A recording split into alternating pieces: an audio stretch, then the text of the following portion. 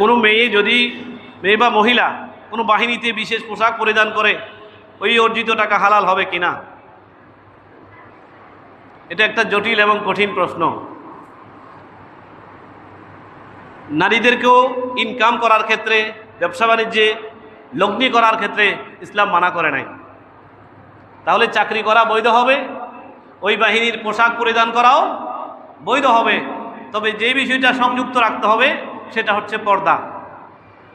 পর্দার বিষয়টা অবশ্যই সংযুক্ত থাকতে হবে, রাখতে হবে, এটা ফরজ। তবে কোনো পোশাক পরিধান করতে গিয়ে পর্দা যদি স্থায়ীভাবে লঙ্ঘন হয় সেটা নাজায়েজ হবে। সেটা যদি স্থায়ীভাবে কি হয়, লঙ্ঘন হয়, সেটা অবশ্যই কি হবে, নাজায়েজ হবে। বিশেষ করে আমাদের পুলিশ বাহিনী এবং অন্যান্য বাহিনীতে যেসব মহিলারা চাকরি করেন তাদের পোশাকগুলো শরীয়ত সম্মত নয়, তাদের পোশাকগুলো শরীয়ত সম্মত নয়। উল্টা তাদের কোমরের মধ্যে বেল্ট পরিধান করে। তো একজন মহিলা যদি কোমরে বেল্ট পরিধান করে তো তার সতর, তার হিজাব আরো বড় করে লঙ্ঘিত হয়। যখন কোমরে বেল্ট পরিধান করে তো যেই বুকের উপরে আল্লাহ পর্দা করে রাখতে বলেছেন, ওয়ালিয়াদরিবনা বিখুমুরিহিন্না, তারা যেন চাদর দিয়ে, পর্দা দিয়ে তারা যেন তাদের বুক ঢেকে রাখে, এটা ফরজ বিধান। তাহলে যেই চাকরি করতে গিয়ে স্থায়ীভাবে ফরজ লঙ্ঘন হচ্ছে ওই চাকরি নাজায়েজ, ওই চাকরি নাজায়েজ। তো এখানে পুলিশ কর্তৃপক্ষ, আমাদের সরকারের কাছে আমাদের আবেদন থাকবে, আমাদের মহিলা পুলিশও সমাজের মহিলাদেরকে নিয়ন্ত্রণ করার জন্য দরকার আছে। একজন মহিলা অপরাধীকে পুরুষ এসে অনেক সময় এটা অ্যারেস্ট করতে পারবে না। নিয়ন্ত্রণ করতে, মহিলাকে নিয়ন্ত্রণ করতে হলে মহিলা লাগবে। এই কারণে বাহিনীতে মহিলার জরুরত আছে, কিন্তু ফরজ আদাতে লঙ্ঘন না হয়। কোমরের বেল্টটা যদি খুলে দেওয়া হয় এবং অতিরিক্ত পর্দার যদি, যেটার কথা কোরআন শরীফে এসেছে, সেটা যদি রাখা হয় তাহলে চাকরিটাও রক্ষা হবে, ফরজ মুসলমানদের জন্য যেটা রক্ষা করার দরকার সেটাও রক্ষা হবে। তো এখানে যারা আইন তৈরি করেন তাদের মাথায় তো এগুলো নাই।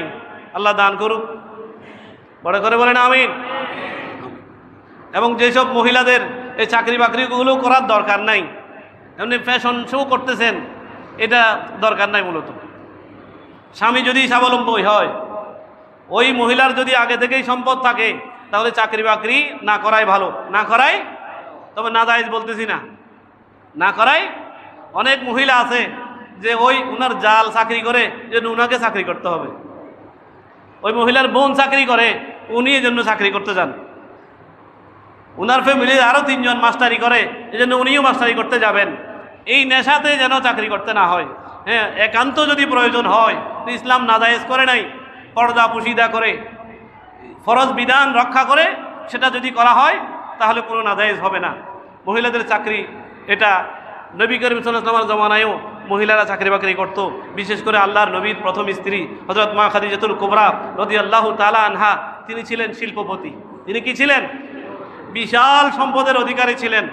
পরবর্তীতে আল্লাহর পেয়ারা রসুল সাল্লাল্লাহু আলাইহি ওয়াসাল্লাম শ্রম দিয়েছেন, আর মা খাদিজাতুল কুবরা পুঁজি খাটিয়েছেন। আল্লাহর রসুলের শ্রম এবং মা খাদিজাতুল কুবরার পুঁজি উভয়টা মিলে ব্যবসার এত বেশি লাভ হয়েছে যে মা খাদিজাতুল কুবরা হিসাব করতে পারতেছেন না। বড় করে বলুন সুবহানাল্লাহ। সুতরাং মহিলাদের টাকা পয়সা অর্জন করা, ব্যবসা বাণিজ্য করা, এবং আধুনিক জমানায় অনেক ক্রাইটেরিয়া, অনেক উপকরণ আছে ইনকামের জন্য, সেগুলোকে ওই পর্দা পুশিদা এবং হালালের উপরে রেখে যদি করতে চায় সেগুলো জায়েজ হবে। আল্লাহ পাক রব্বুল আলামিন আমাদের সমাজকে সংশোধন হওয়ার তৌফিক দান করুক, আমিন।